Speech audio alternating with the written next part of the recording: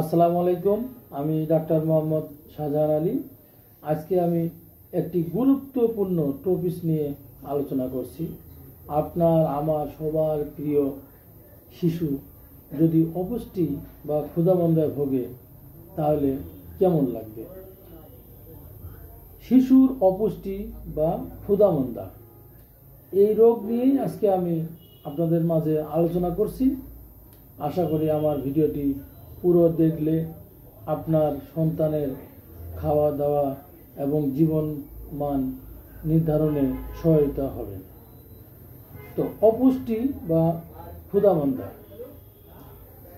এই রোগ সাধারণত 1 থেকে 2 বছর বয়সে শিশুদের বেশি দেখা দেয়। আমরা সকলেই জানি মায়ের দুধের পাশাপাশি শিশুর বাড়তি খাবার দিতে হয়।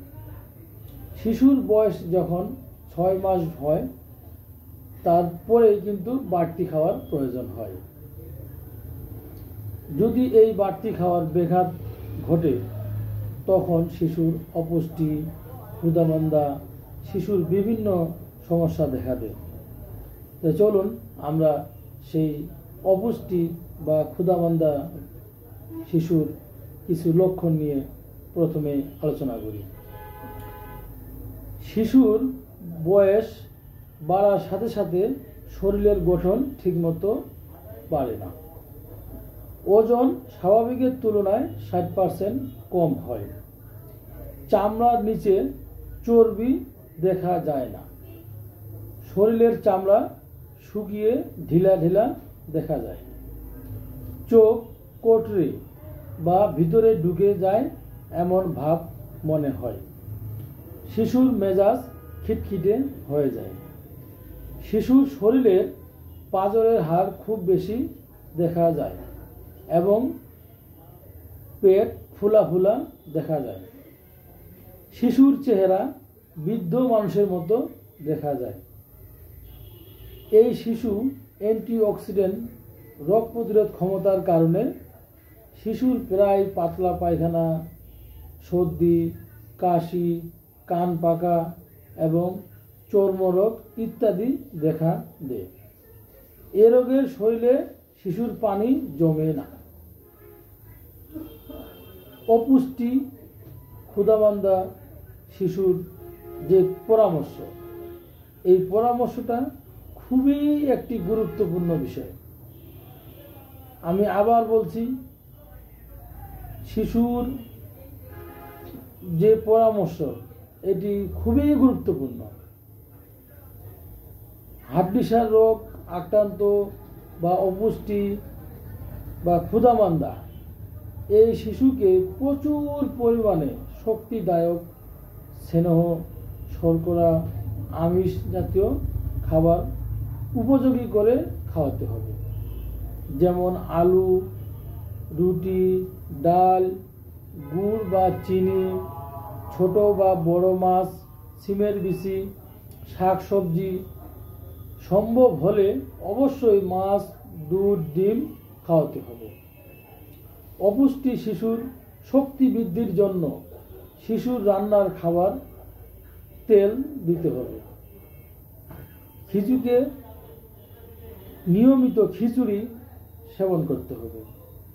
এই খিচুড়িতে ডাল, চাল, শাক সবজি, মাছ রান্নায় অবশ্যই থাকতে হবে।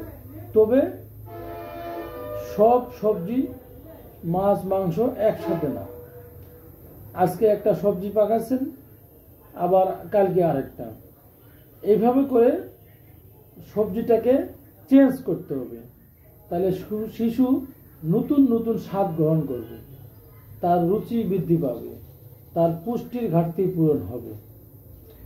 আর আমি বিশেষ করে মায়েদেরকে বলবো, এই মায়েদের ভুলের কারণে অনেক শিশুর ক্ষুধামন্দা অপুষ্টি দেখা দেয়। যেমন আপনার শিশু সকালে ঘুমিয়ে আছে, মায়েরা ঘুম থেকে ওঠার আগে শিশুর রান্না রেডি করে রাখে। এবার শিশু ঘুম থেকে উঠেই মায়েরা শিশুকে খাওয়ার জন্য শুরু করে। তখন শিশু ঘুম থেকে উঠেই খাওয়ার অপারগতা বলে। তখন মায়েরা রাগান্বিত হয়ে শিশুকে বকাঝকা করে। এতে করে শিশু মানসিকভাবে ভেঙে পড়ে। তখন তার আরও ক্ষুধা নষ্ট হয়ে যায়। শিশুকে সকালে ঘুম থেকে উঠে ছেড়ে দিন। সে বাসায় হাঁটাহাঁটি করুক, খেলাধুলা করুক।